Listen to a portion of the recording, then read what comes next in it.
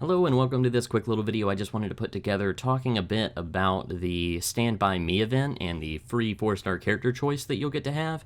I know a lot of people have been discussing about like who is the absolute definitive best choice, and I just wanted to put my input on this because, simply put, some people are just kind of saying or trying to give a definitive answer, and that's not the case.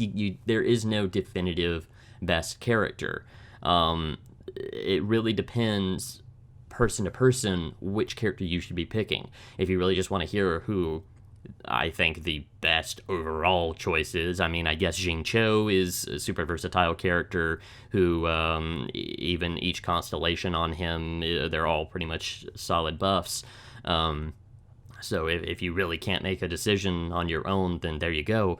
But I really would recommend making your choice by actually looking at what characters you have, what constellations you have, what kind of team comps you're running, and to actually fully decide like which character really is going to be the best bonus for your particular account.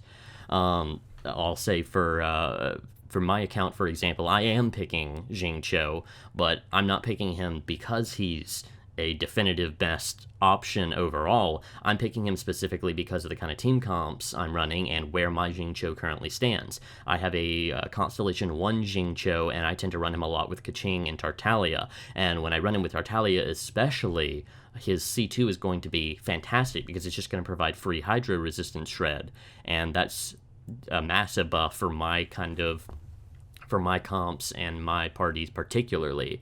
So that's why I would be picking that, but you might not be in a similar situation. You might not be running Jing Cho at all, in which case, why would you ever want to pick Jing Cho in that case?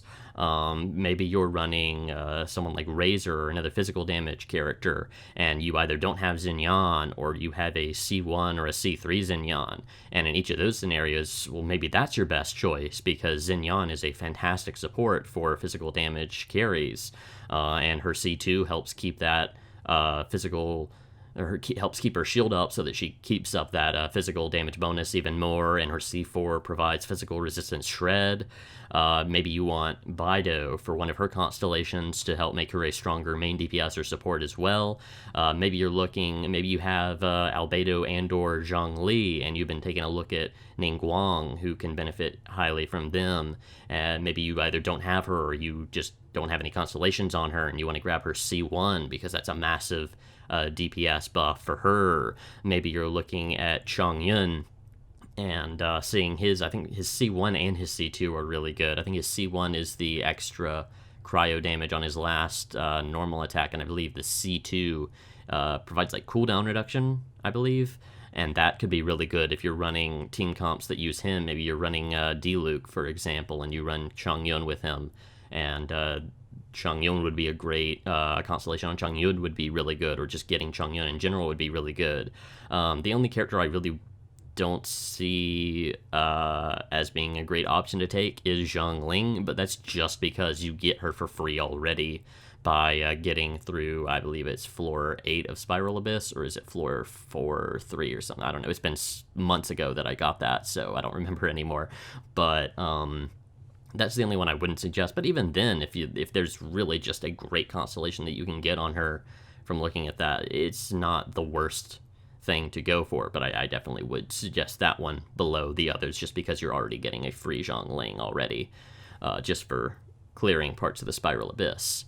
But yeah, so like I've been saying, it really, what you need to do is just take a look at your characters and your team comps that you like to run, and thinking about which of these characters, if you don't have one of these characters, I would highly suggest that being the character that you pull. Even if there is a good constellation, I think it's great to just have additional characters because it provides more options for you to build teams with and have more fun with the game in.